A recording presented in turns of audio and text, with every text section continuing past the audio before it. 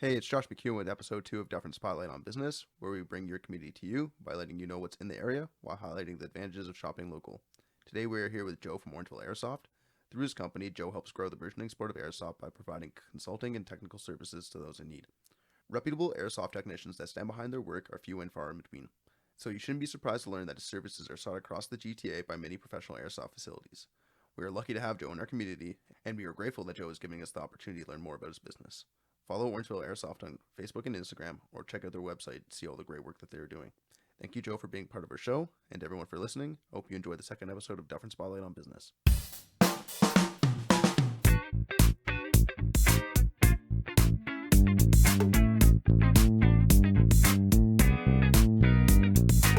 Hi, it's Josh McEwen here with Dufferin Spotlight on Business, and as always, I'm here with Rob Bailey. Hey, how's it going? Today we're here with Joe from Orangeville Airsoft. How you doing today? I'm good. Thanks for asking. Glad to be here. Thank you for doing this. I'm really excited. I think we're going to have a good time. Awesome. Me too. Thank you for your time. Really appreciate it. I'm really excited to get this talk going. So, what would you say are your most popular products and services? So, at Orangeville Airsoft, our main focus is we're doing airsoft tech work. With that, a lot of people come to us seeking performance to make their airsoft gear much better than what it is if you just buy it stock. Yeah. Our most popular products would have to be speed triggers. It's very common and it's a very affordable upgrade. So can you explain what a speed trigger is? So when you buy an airsoft gun, it comes with a fixed trigger.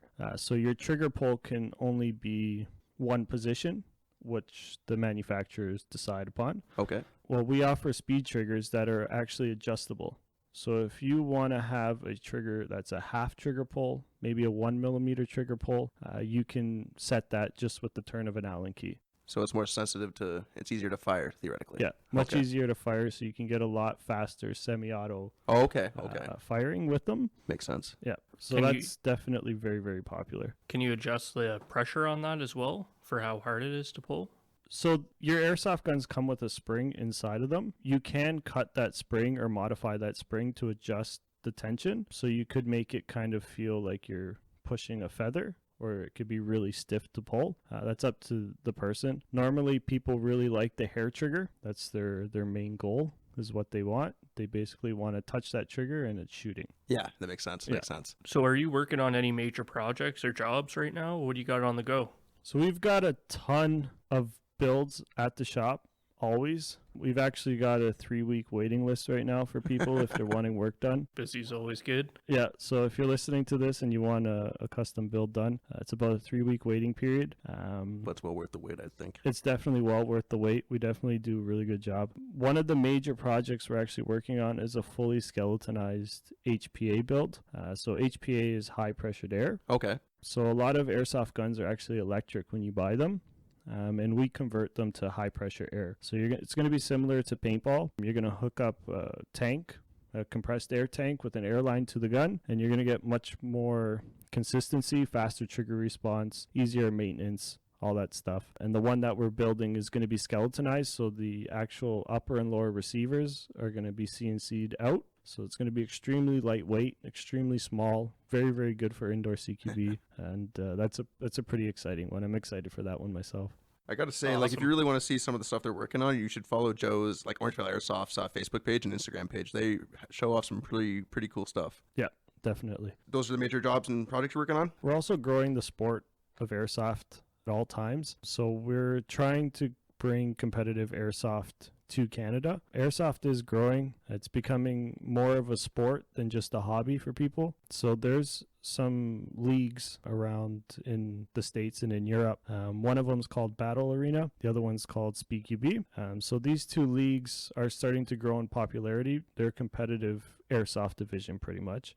Awesome. One's focused, so SpeedQB is focused on more fast-paced, intense gameplay, and then Battle Arena is a bit more tactical. So we cater to basically the two sides of airsoft. If you were to ask anyone, what are the two big things of airsoft, you're going to have speed softers and milsims. So you got your milsims, which are your military simulation guys. Awesome. They like to be all decked out in army gear, play real tactical. That's how I want to do it. Yeah.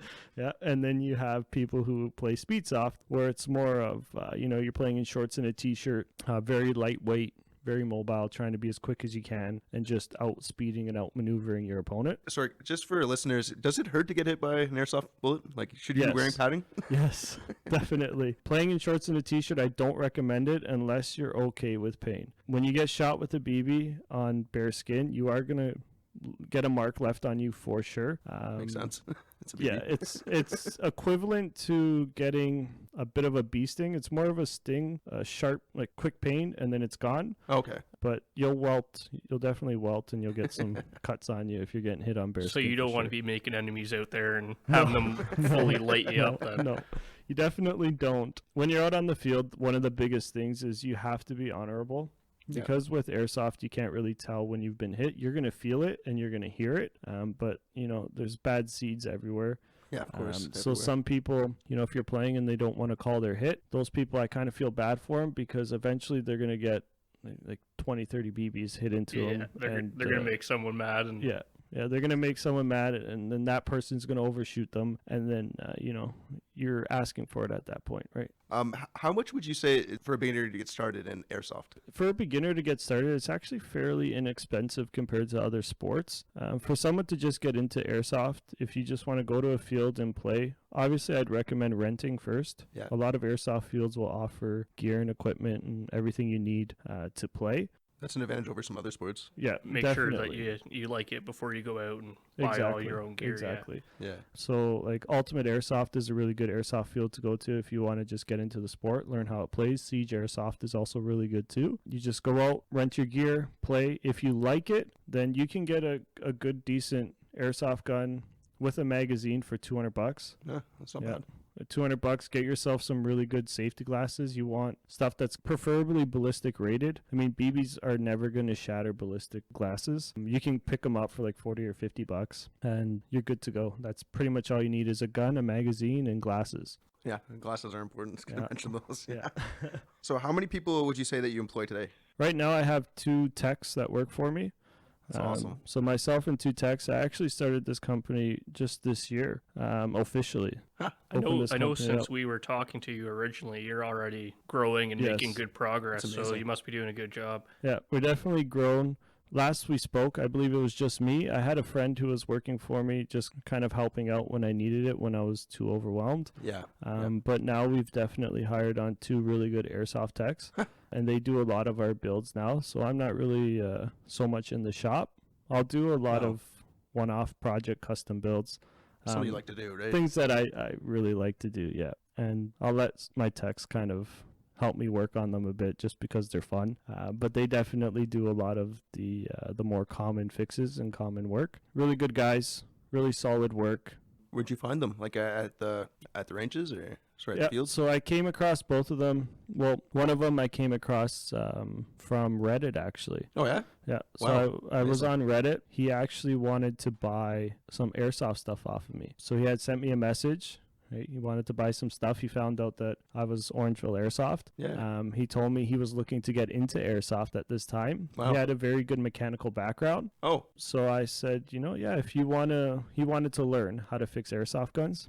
So he would come by my shop, work with me a little bit. I started a little bit of an apprenticeship program with him. So, we did the whole certificate thing, level 1 apprentice, level 2 apprentice kind of thing, right? Just to have fun with it. Yeah.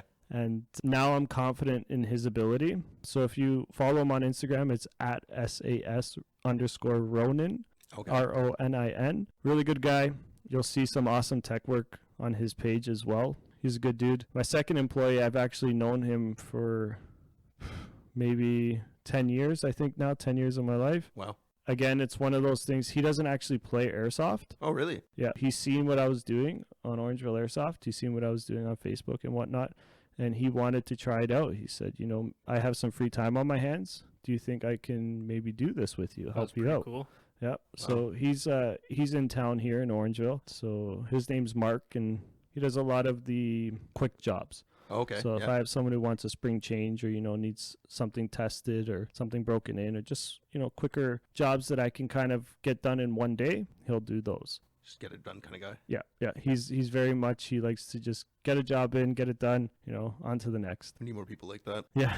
Well, that's awesome. The reason I ask this is because a lot of people in town are finding it hard to find the right people. And I mean, airsoft techs, that's... Yeah, it's definitely a specialized. niche market. Yeah. It's not like you can go to school to become an airsoft technician. No. A lot of it is either self-taught or you're going to learn from someone, as if you have a mentor or a teacher, right? And your ability to be a good airsoft tech does come from your own will to be good at it. Yeah. You have to go out of your way to self-teach yourself. Like everything you do is self-taught.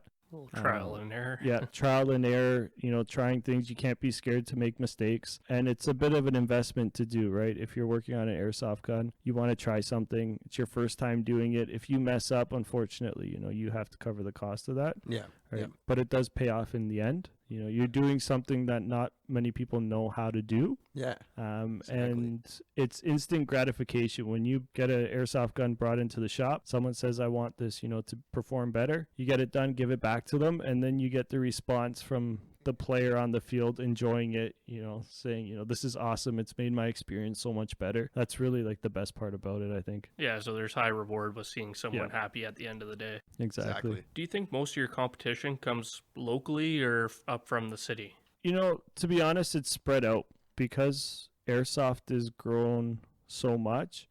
Every town or city or place that you go to, it seems like there's people who are playing airsoft there, and there's someone who's claiming to be an airsoft technician. Oh, okay. So I've had a lot of customers come to me and say, Joe, I've had someone fix my gun in Barrie. They said they're an airsoft tech. Not really. Not really an airsoft tech. I see you found these guys are pretty rare. Yeah. Real ones. Yeah. To find an official place who's doing just technician work, I believe I'm the only one that at least I can find that's running a company the proper way with just doing specifically airsoft tech work. Huh. And there's a reason for that, because when I first started playing airsoft myself, I couldn't find someone who was willing to work on my gun, who was willing to do the stuff for me. And the people that I found either made me feel like I was dumb because I couldn't do certain things myself. Bad customer service. Exactly. And it was very difficult just for me to find that connection with a technician that I can rely on and just bring my stuff to when I needed it fixed. So that really pushed me to fill that void, fill that gap. So I would say there's a lot of airsoft technician places in the city and people that claim to be airsoft techs, but I'm not so much worried for the competition, to be honest. It's good. I think... Well, you've been growing too, so I mean, you must have good quality in work, and you must have good customer service, or else you wouldn't be growing, right? Yeah, Exactly. it's not so much to boast, but I do think that we're on the right track. We've had no real issues with anyone. Everything we've done has been good. We set high standards for ourselves, and the main goal is to keep the customers happy. Exactly. I think that we're doing a good job at that, and in time will tell, right? We've grown so much so fast, so we must be doing something right. Well, pretty much every successful business we've talked to is because, we keep saying this, is because of their expertise in customer service. Like, that's the only way you can survive against the big guys, much less anybody else. That's like, if somebody else doesn't have that, there's an opportunity, like you've seen, to make some money and grow a real business. Exactly. And also, it sounds like, too, that you got to have kind of a trust thing, because if you're going to make that investment on buying that gun and that equipment, and you go take it to someone that can't properly fix it, and you have to go to someone else, you might get burnt and be a little weary of taking it to someone after, right? Exactly. Yep. Certain parts, if you want to buy specific parts, they're not cheap. I was going to ask, with the service, competition's relatively spread out, but with parts, would you say it's internet you're competing against, or the city, or? We actually work with a couple stores as their technician. Okay, makes sense. And that benefits us in the way that we have less overhead cost. So our technician work, you're going to get it at pretty much the best price you're going to find anywhere. The reason being is we don't really have to run a store. We don't have to stock items. Makes sense. We work with stores. So we'll recommend, depending on what you want, specifically what part you want, we'll recommend a certain store to go to. You just pick up the parts from them and we put it in for you. Well, that's good. I mean, like, 'cause you're not in the inventory game anyways. You're a tech. You shouldn't be having to deal with that cost. Yeah, I tried it for a bit. I won't lie. I dabbled in being a bit of a store and having inventory. A lot of people do. It really does cut into your customer service, right? I like to talk to people about airsoft builds. They message me on Instagram or Facebook or even my website. I'll sit down and have a conversation with you about what you should do to your airsoft gun, what it is you're looking for, and what we can do to reach that goal. Whereas I found if I was doing inventory, I was spending more time just buying and stocking parts, then I couldn't really talk to the customers as much, right? And as a growing business, it just wasn't at the time. It's just not something that I really want to work towards. Yeah. I found the path that I'm going now to actually be more successful and more profitable, in my opinion. Well, I mean, I think it's better for your customers too, right? Like, 'cause then you're not beholden to any kind of vendor. You can recommend the best parts that you want to. Yeah, exactly. Certain companies will sell a certain part for a lot less than others. Exactly, and they'll try to upsell you. Exactly. Whereas, you talk to me about a build, you know exactly what you need to buy. I'll give you the website links, everything like that. You just click them. Click buy. You can even have it shipped to my shop, and we do it all for you. That's customer service, man. That's awesome. That sound indicates commercial break. We're new though, so we don't have any ads. We'll take this time to let you know what Dufferin Spotlight actually does. Each week, we will be releasing a new episode of our show, Dufferin Spotlight on Business, which will feature a discussion with the business leaders from around Dufferin County regarding their businesses and accomplishments. The accomplishments of small business leaders mostly go unnoticed, but it is our goal to highlight and recognize them, as these are the people who keep small communities like ours alive. In addition to bringing more attention to the businesses in Dufferin, we will share the advantages of shopping local. So be sure to check back each week to see the amazing things people are doing through their businesses. To find out more about what we do and the other shows we will be producing, be sure to check us out at dufferinspotlight.ca. You've kind of explained some of it here, but what do you say makes you different than the competition? I think we've kind of covered it, but the biggest thing will be that I'm just a technician, and I mean, you can find other airsoft techs out there. They're just not doing it on a professional level, in my opinion. You're building your reputation on this. Exactly. The people that come to us know who we are. Yeah. And the people that don't know who we are definitely get a little bit of a background before we do anything with them. And you have enough people referring to you anyways, right? Like, yeah. You have enough trust and, again, a reputation built in that community. Yeah. You should be a natural first choice for people to come see. So that's the idea, right? Yeah. Hopefully it goes that way. And our customer service is, I think, above anyone else's in the industry. That'll go a long way too. Yeah. So, and our pricing, obviously, our pricing is pretty great. What else can people complain about, right? Exactly. Pricing, customer service, and good knowledge. Yeah. I mean, if you have all three of those, then that's it. And we touched on this one too, but if someone's out there and they're looking to do business with a tech, what are the first things that they should look for before they make a deal with someone? If you're just an airsoft tech as an employee, it's very good as extra income or as a hobby. It's not so much a career choice, to be honest. There's just not that much demand for it. So ideally, if you're looking for someone to work on your airsoft gear, airsoft guns, you're going to want someone who's got mechanical background, mechanical knowledge. For me specifically, I'm a millwright by trade. This is, to me, working on airsoft guns is more of something I can do with my eyes closed as opposed to the stuff that I'm normally used to doing day to day. Well, I mean, you know this area. You made your living on it. Yes, exactly. So definitely, if you're going to seek out an airsoft technician, do your research first. A lot of people will claim that they've done something. If you ask them, hey, have you done a high kappa build before? And they'd be like, oh yeah, I've got my own high kappa, I put it together, right? Yeah. If they do say that, make sure you get your hands on that high kappa, that pistol, and test it out for yourself, because a lot of people will claim to be something that they're not. And do your research. It definitely pays off. There's no sense in paying someone to do a build for you. You're getting it back, you're having issues, and then you're going to have to come to someone like me to fix it, and you're paying twice for something you could have just paid once for. Yeah, and that takes the cost of the sport and makes it a little bit more expensive than it needs to be. Exactly, yeah. I mean, it doesn't always work out too, but I'm guessing probably a good thing too would be to ask someone that maybe went to that person like yourself and see how the service was. Yeah, referrals go a long way. Yeah, because that's we were talking about the other day. I mean, negative reviews are going to be the first ones there, so if someone could say something good about someone, then it's probably a good job. Exactly. We've had a good debate with a few people in the airsoft industry about that. Some companies like to delete negative reviews. Some companies will leave them on. And we were having a bit of a debate of who's in the right and who's in the wrong. Should you leave a bad review or should you delete the bad review? If you guys are listening to this, answer that question. Should you leave a bad review or delete the bad review? I'd like to know. I would personally leave it. I think I would leave it too, because if you're doing a good job, hopefully some of those customers will go on there Yeah, and they'll give you that good review. So, I mean, the good should outweigh the bad in a way. I agree. But it all depends on whether it's valid or not. I mean, sometimes people are just out Yeah, of if you line. get one of those troll posts or something, then you can hit delete on that one. But if you made a mistake and you know it, then admit you're wrong, right? Well, we were talking with Chris from Gauntlet on another episode just about there's some trolls out there that just basically just sit there just ragging on businesses, even those Yeah. they haven't been to. Yeah. So, yeah. I mean, I can understand why people would delete those comments. I mean, Definitely happens. And with growth, right? The more you grow as a company, the more you grow as a person, you're more established in any kind of industry, you're going to get more of that. exactly. Because when you're small, people don't really know much about you. No. So, they do a Google search, they might not see you, but as you grow and your company's like in their face more. People are going to want to try and knock you down. Exactly. It happens, right? And nobody can be perfect every single time, right? That's No. that's the other thing.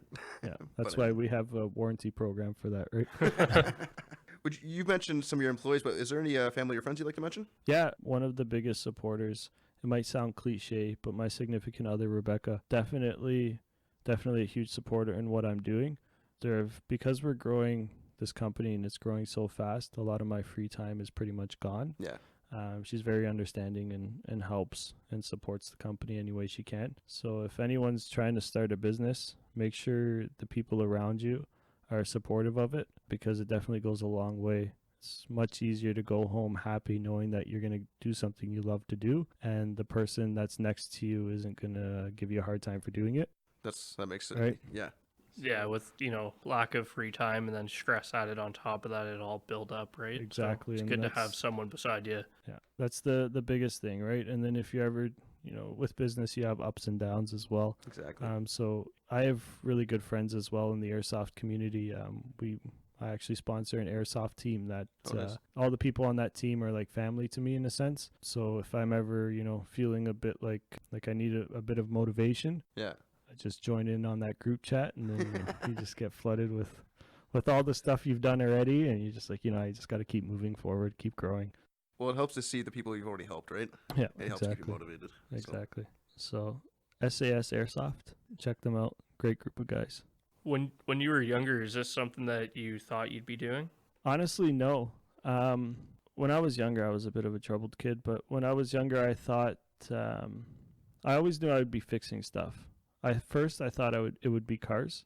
Oh yeah. When I was 14, I actually started working in an automotive mechanic shop. Oh cool. So I worked there, and I would do that part-time. From there, I wanted to work on like high-end cars, Ferraris, Mercedes, and stuff like that. But I wasn't so good at the whole high school thing. I'd rather just be out working on either cars or trucks or just fixing things than reading books. A lot of people were like that. Yeah. Yeah. So I ended up finding out that being an automotive mechanic isn't actually that good financially as a career. For the amount of work you do, you're not really getting much in return. The profession's really changed in the last 20 years. That was Yeah. the original profession that I wanted to go through, and I changed my mind on that as well. So Yeah. It's changed a lot. It's Yeah, not the same thing that our parents used to do or No. our grandparents I'll did. No. tinker on my own, and that's about it. Exactly. So I did that, and from there I wanted to fix things. So I went into college to be a millwright. Oh. Completed my apprenticeship. Became a licensed millwright. For someone that didn't like school, you got to college. I got to college, and honestly, I passed with like 4.0. I had Oh.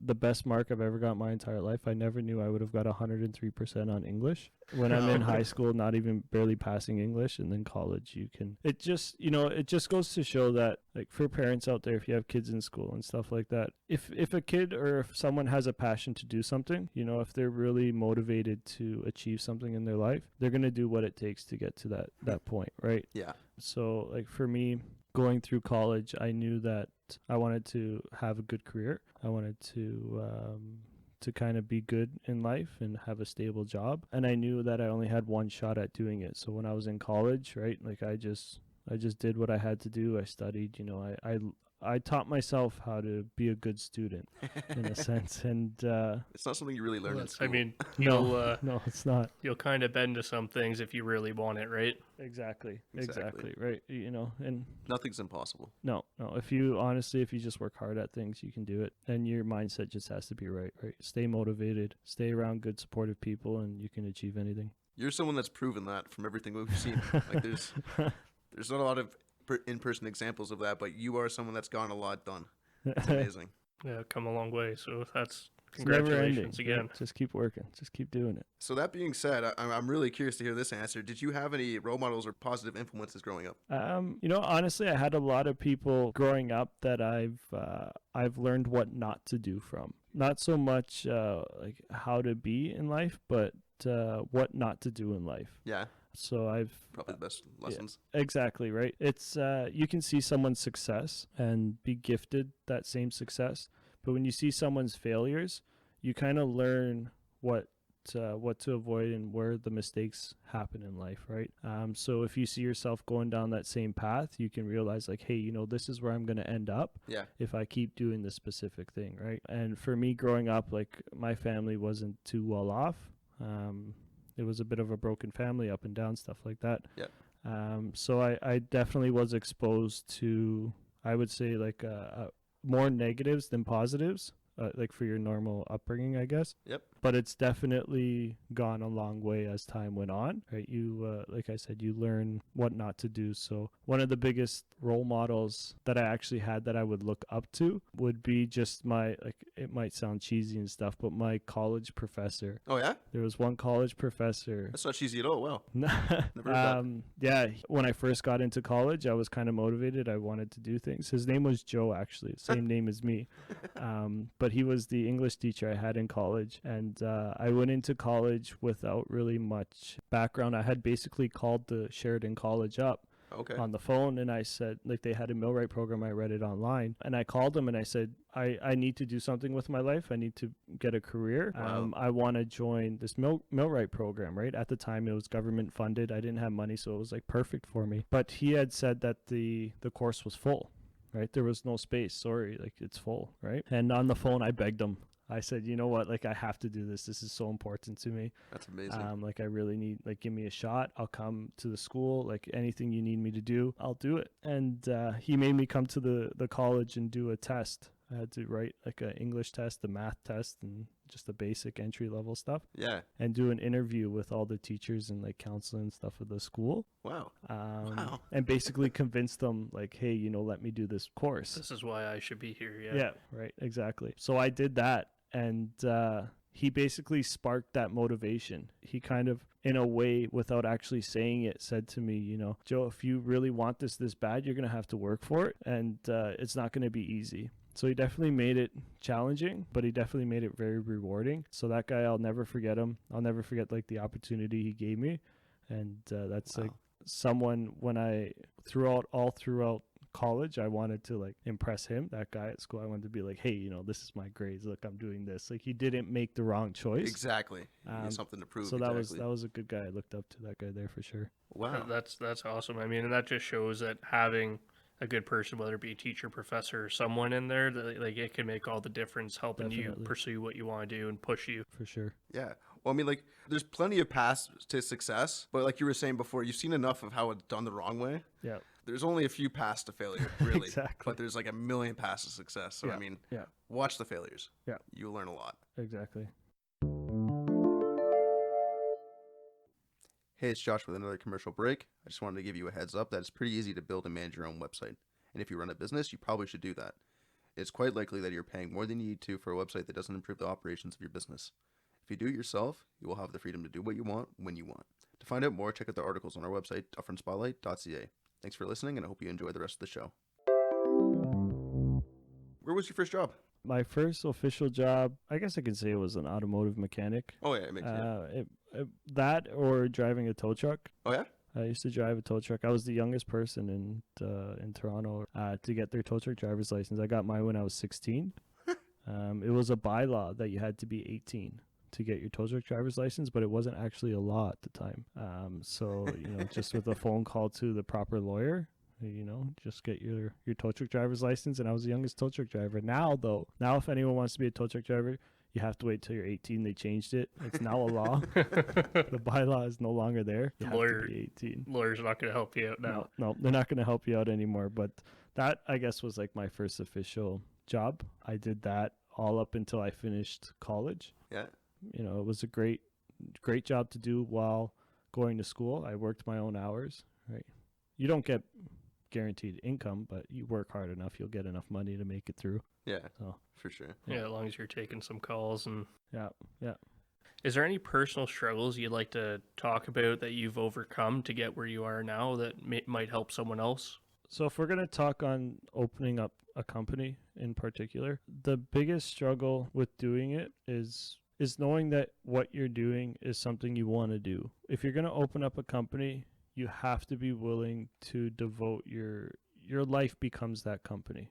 So a good way to explain this is if you work just a regular job, go to your job and try to do everyone else's job, also doing yours at the same time. That's pretty much what it's like running a business, especially if you're starting out, because at that point you can't really hire many people. Obviously you need to make your income before you can hire people. So you're not just, if you're, for example, if you want to cut grass, you're not just the guy cutting grass, you're the guy going door to door trying to get your company, contracts. You're doing your books. You're getting the jobs, you're doing the work, you're doing everything. Yeah, you're doing your taxes, all that stuff.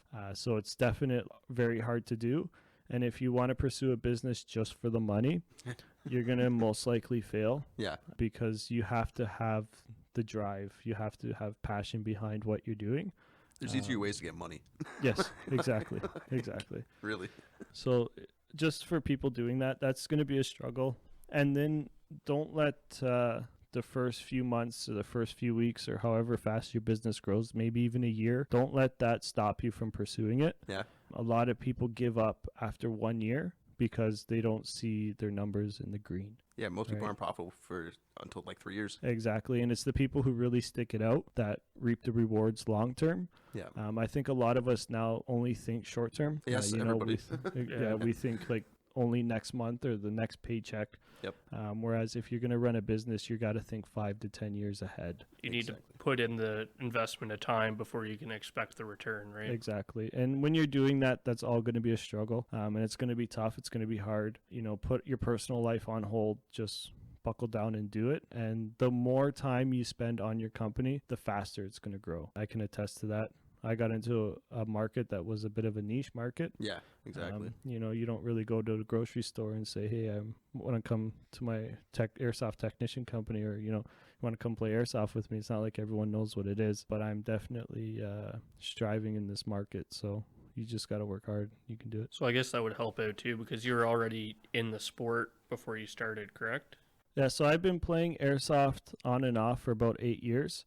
It's only the past about year and a half that I've really gotten into it as serious as I have. I like to play it just as a hobby, as something fun to do, just like going go-karting or, going to play golf or something. It was just one of those things. I would go to a field, rent some stuff, play with my friends, every once in a while, maybe a birthday party or something. Yeah. And then I made the mistake of buying my own airsoft gun. And that was it. I was hooked, right? I had my own stuff. When I'm sitting at home and it's in the corner looking at me and it's like, hey, play with me. Right? I started going to more airsoft fields. The people at airsoft fields are honestly so friendly. Yeah. Very welcoming group of people. As long as you play fair, follow the rules, you'll have no issues. You develop friendships, and then, it's like going to any kind of club or sport.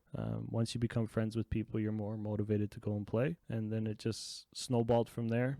Started meeting people, started forming a bit of an airsoft team, and then it just kept going, and here we are. So just want to make it clear, you started this business, and that's how it began, right? Something like that. Yeah, awesome. Did you have any partners, or? No, all on my own. Wow. I did this all on my own.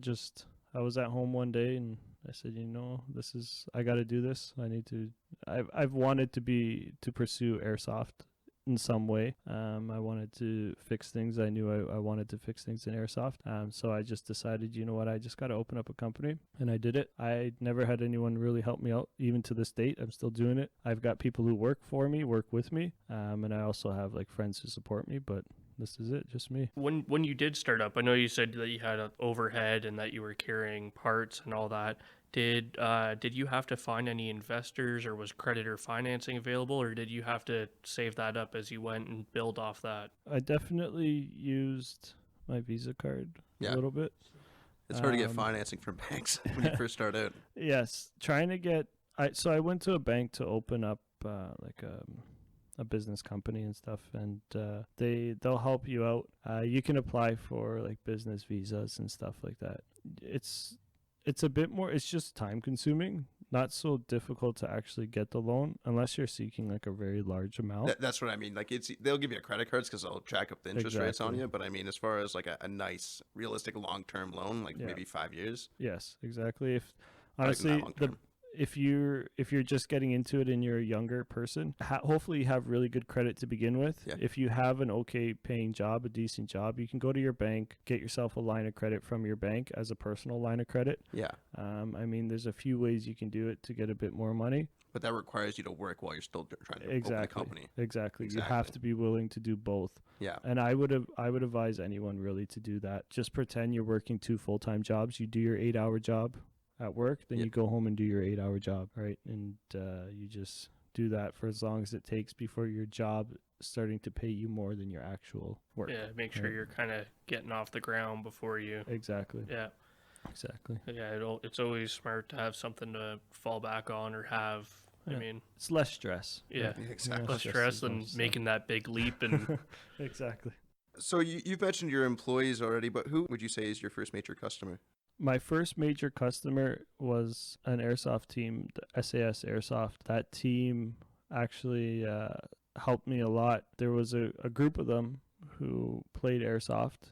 They're pretty well-known team now, I guess, in the airsoft community, and they have a large group of players on their team, and they came up to me and they said, "Hey Joe, are you looking to sponsor an airsoft team?" And so I offered them a sponsorship with a bit of a discount, and before you know it, I've got like 15 airsoft guns at my place all ready to get worked on, and they're like, "Hey, here's all our guns, make them work. This is what we want to do." And then that really started. Like that, from that moment, it was like, this is going to work out great, because from there they started mentioning the stuff I did to other airsoft teams, and then it just starts spreading. And that's it. As long as you get a good start, a good customer, or anything like that, you do good work. I mean, it just keeps rolling from there. Exactly. Yeah, that's awesome. So I know we talked about it a little bit, but what would you say the major challenge of starting your business was? Finances. Yeah, I think that's a big problem for everybody. Yeah, finances. Like, how am I going to do this? How am I going to afford doing this? Those are the thoughts I thought of. How am I going to find the customers? All those hows, the hows, and those were the toughest challenges. And I just kind of took it slow. At first, I would go myself to airsoft fields, and I just talked to people who were having issues on the field itself. Okay. Maybe their gun wasn't working so much and stuff like that, and I'd offer to take a look at it, and then just spread the word. So at first, the hows was, how are you going to get money? And then I answered it with, you just got to go and chase it. Yeah. Right. Because those are all variables that you cannot control, and no matter how hard you try, you're not going to know the answer to that. Exactly. Right? Exactly. The only answer I had was go chase it, go get it. Yeah. And that's what I did. I got out of the house and I went and got it. Yeah, you're not going to solve those problems on the couch. Yeah. Hey, it's Josh with another commercial break. Still no real ads, but I just thought I'd let you know that I don't know my passwords. That stops me from writing them down, sharing them, or worst of all, reusing the same password for my banking, email, and on that weird website that I'll never return to that will most likely be breached next month. This keeps me secure while making my life more convenient. To figure out how you can do the same, be sure to check out the articles on our website, dufferinspotlight.ca. Now back to the show, Dufferin Spotlight on Business. Do you have any advice for those starting their own business? I would say probably the best advice you can give someone to starting a business is, again, do something that you're passionate about. Yeah. That's the best thing I can really say. If you're doing something that's a hobby in your life, if you find yourself, after your day job, you're doing something, whether it's hockey or whether it's, airsoft, or even if you're golfing or riding a bike or something like that, look into what you might need from someone doing that activity. Yeah. Right. So if you're riding a bike, now you need someone, you pop your tire or something like that, or you need a new chain. Depending on what kind of bike you have, you might go to the bike shop, right? You might go to Canadian Tire. You might do it yourself. You might have someone do it for you. So if you're really passionate about cycling, you're going to be passionate about anything cycling, right? So you can definitely do that. So people who are working 9-to-5 jobs, not so happy with it, but they do have something they're doing after work that they're enjoying, you can you can look into whatever that hobby is and try to see. There's different avenues, something, even with video games, for example, right now. People who play video games, just, people who have to make that video game. There's Twitch streamers now. Right? Twitch streamers, you have that. There's different career paths that you can choose. I think now in society, the 9-to-5s are kind of dying. Yeah. We'll always need that because manufacturing, for as long as it actually stays in-house. A lot of stuff goes overseas and whatnot. But you'll have your 9-to-5s because people aren't always motivated. But I think more so now with social media and with the way the internet's going, a lot of people are looking for something different, something to do on their own. Well, side hustles are becoming a big thing now. Yeah, exactly. There's a few factors for it, in my opinion, right? Yeah, the cost of living that's is what going I was up. going to just about. Right? I was going to say with the way things are going up in price, I mean, It's kind a lot of people forcing have to go out there and find something to do, right? Yeah, And like you were saying too, you might as well make it something that you enjoy doing, because if you already have to work that 9-to-5 that you maybe don't like doing, exactly. at least make your after hours job something you enjoy. If you think of it this way as well, say you're making X amount, you're surviving, you're living, right? You're living. So even if whatever it is that you're doing as a side hustle, it's only $50 extra a week or something, or maybe you're making $500 a month, whatever it may be. If you weren't making that money, you'd still be surviving. But at least, you're getting that extra money to go into your pocket, and you're doing something you love doing, and you're building something. You're setting your own future up. So, you have to kind of take it slow when you're doing things like that, and don't just look at the short term. Always look at long term, right? Yeah. Oh, that's good advice. I just wanted to say something that people starting off in business could learn from you. Given your story with your schooling, the tow truck, just never take no for an answer. Do whatever it takes to get it done. Like you've proven that it pays off, and you can get it done. Yeah. My significant other, Rebecca, she'll if you ever see me with her, you can just ask her. One of the things I always tell her is just don't tell me no. And the reason being is because I'm a strong believer that no really doesn't exist. No is like a negative. And if you want to accomplish something, you're going to do it. So, don't really tell someone no that they can't do something when it comes to business or in life in general. You don't want to limit people to achieve like their dreams or their full potential, right? And no is definitely the worst word to use for that. Something makes you happy, do it, right? Well, good negotiators always know never to say no anyways. Like that's so. Yeah. But no, I mean, you found the ways for it never to actually matter. Yeah, exactly. You've gone past it. Yeah. Earlier we were talking, and I know you said you have 2 guys working for you now, helping you out. Are you currently hiring, looking for more guys that are into this, or so anyone who's looking to be an airsoft tech or learn how to do airsoft tech work? One of my goals when I set out with this company, I know it's kind of counterintuitive, but I want everyone to be able to fix their own things, everyone to be able to work on their own airsoft guns. Obviously, with new people coming into the sport, that's not going to happen. But ideally, in a perfect world, people would be able to fix their own things. Yeah. I think that that's just going to grow the sport in general. And that's my big goal. I just want airsoft to become as big as it can. So we're currently hiring. Anyone who's looking to do it, come see me. We start off with lessons, right? We'll do lessons either on your own airsoft gear or stuff that I have at the shop. We'll do certain lessons with people. We do them hourly. So you'll come in for an hour session. We'll sit down, do your basic, right? Start off at the very basics, how to just maintain an airsoft gun. And then as you come more often, you'll get more into depth into certain builds. And then depending on how motivated you are, we can excel that. We can have you thrown in to do a build on your own if you feel confident enough to do it. So technicians will definitely take anyone who's interested in doing it. Again, it's not going to be a full-time job. It's going to be a side hobby. You're going to get some extra income doing it. You're going to have some fun doing it, meet some good people. Yeah. And if airsoft's something that you might want to consider doing, by all means, you can even try it out then as well. I mean, and most importantly, just getting that knowledge. I mean, if you're offering that to people, that's a pretty big thing for anyone that's interested in getting into it, because it's not often that you're offered knowledge. Exactly. Without a high price. So exactly. Yeah. With that being said too, like, I mean, clearly you guys have been expanding and growing. Do you have any, like, what are your future plans for expansion, if you don't mind me asking? So with Orangeville Airsoft specifically, the goal is to spread. The goal is to obviously grow the company. We want to become bigger. We want to become the most well-known airsoft technician company in GTA. Yeah. That'd that'd be a good thing to achieve. Yeah. Anyone in the airsoft community, if you ask them, where are you getting your airsoft guns fixed, and they say Orangeville Airsoft, that'd be perfect. That'd be the dream. It's great for everybody. Because I think that it would. I'm not saying it for greed, but I think that it would actually benefit the community as a whole. Of course, having someone that you can go to that's going to do the work right and not cause you any issues, not any problems. People are just going to be able to spend more time playing with the airsoft guns than just sitting around wishing that they could. Right, so that's the main goal. We want to be the biggest. We want to be the best. Yeah, and it seems that there's a lot of people that just want to take your money and they don't care if you're happy at the end of the day. Which, I mean, with everything you said, happy customer is important to you, so you're going to make sure that it works Get out. yourself an invoice. If you're going to an airsoft technician, like there can be a lot of self-proclaimed technicians on Instagram or stuff like that.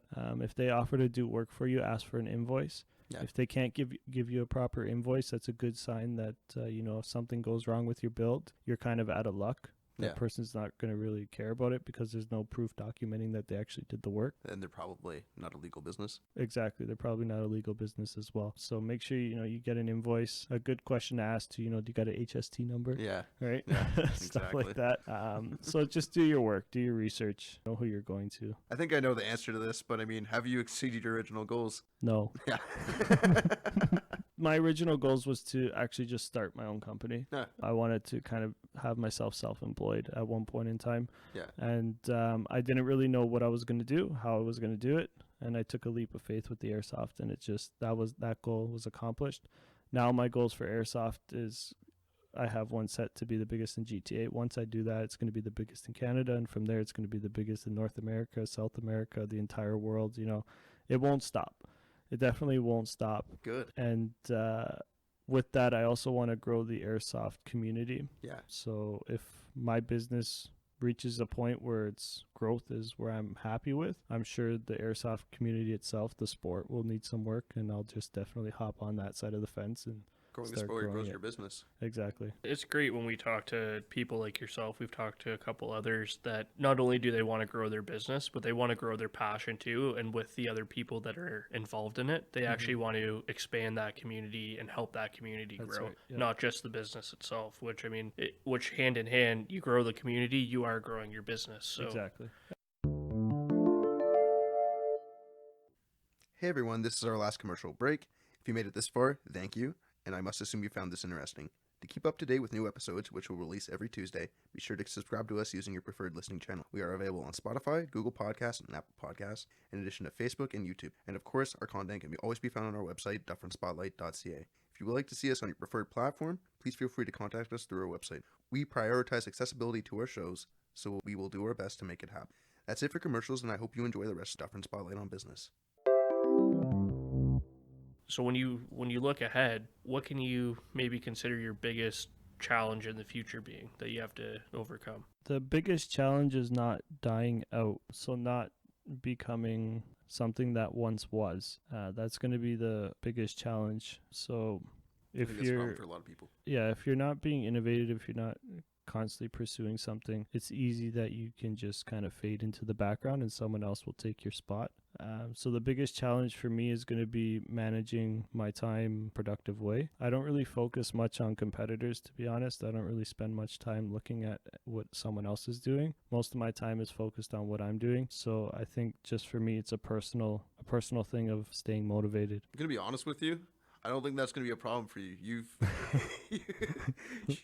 I don't think you're going to fade away, man. Unless for some reason, you get You're not caught gonna up let in that some happen. TV show and we don't hear from Joe anymore. He's on the couch. And I think it'll be the opposite problem, man. You'll get too big for us. No, I don't think so. Anyone that I work with going into the business, anyone that I myself grow with, they come with me. You realize who your friends are pretty quick in certain things, or who people you can actually work with and stay working with. You guys are definitely great for having me on, giving me this opportunity. No, we're glad to have you. yeah, thank you. Whenever it's time for part 2 or something, be sure to give me a call. We'll set it up. We For will. sure. So, are you looking forward to anything in the near future? Yes. Yeah. Yes. I am looking forward to the growth in airsoft. I'm looking forward to having Speed QB in Canada. I'm looking forward to having Battle Arena in Canada. This is something that actually gets me like extreme excuse me, Getting all gets worked me up. extremely excited about. Sorry, can we? I know me and you discussed this before the show. Can you go into what these two are? Because they're pretty awesome, and I think people should know what they are. So we'll go first with Speed QB because that's kind of where I like it the most. I like Speed QB the most in Airsoft. So Speed QB actually started out in California. It's basically a very aggressive style of Airsoft play. So it started out there. You're going to have a symmetrical field. It's going to be 5 versus 5. There's a flag in the center, and the main objective is to get the flag from the center of the map to the opposing enemy's spawn point where they start. You can eliminate all the enemies, all the players on the other team if you want, or you can just somehow sneak that flag past everyone and get it to the other side, and you'll win. The game's point-based, so you'll get a certain amount of points for grabbing the flag first. You'll get a certain amount of points for capturing the flag and a certain amount of points for eliminating each member. Yep. The team with the most points out of 2 rounds wins. If there's a tie, you'll go to a 3rd round, and that's the short story of Speed QB. If you really want to learn a lot about Speed QB, by all means, you can just check out their website. There's a lot of information on there, but it's an international sport where teams in the States and teams in Europe compete. Then there's nationals like world championships and whatnot that go along with it. But right now in Canada, it doesn't exist, at least for one more month. I can't really give too much information away at this point in time, but be prepared before the end of the year. Let's just say Speed QB is probably coming to Canada. Awesome. Be sure to follow Joe, man. Yeah. So with that too, like, is there different variations to how many players per team? So if you're playing a milsim game, those are more larger squads. So you can get teams of 11, teams of 10, sometimes, squads of 20, depending. And these events are very good as well. They're outdoor, mostly outdoor. They're longer games, 18 hours, sometimes a weekend, stuff like that. These games are usually hosted by either Airsoft teams or just people who have been hosting the same event year after year. And it's grown, and they've developed a name for themselves. So like in Canada, we have Daybreak, which was this year's big Airsoft Milsim event, and Nightfall as well. So these 2 events are pretty huge. They actually sold out in like minutes. And almost every year they sell out in minutes. That's crazy. They offer they're 11-man squads that you have to be able to have to get into this event, and there's 100+ tickets, and they just sell out in minutes. So it's very popular. Probably the most popular Airsoft thing that we have right now. Wow. So just wait until Speed QB starts happening. Hopefully that'll take over. And Battle Arena as well. Yeah. That's a milsim game, right? Yeah, so Battle Arena is more tactical.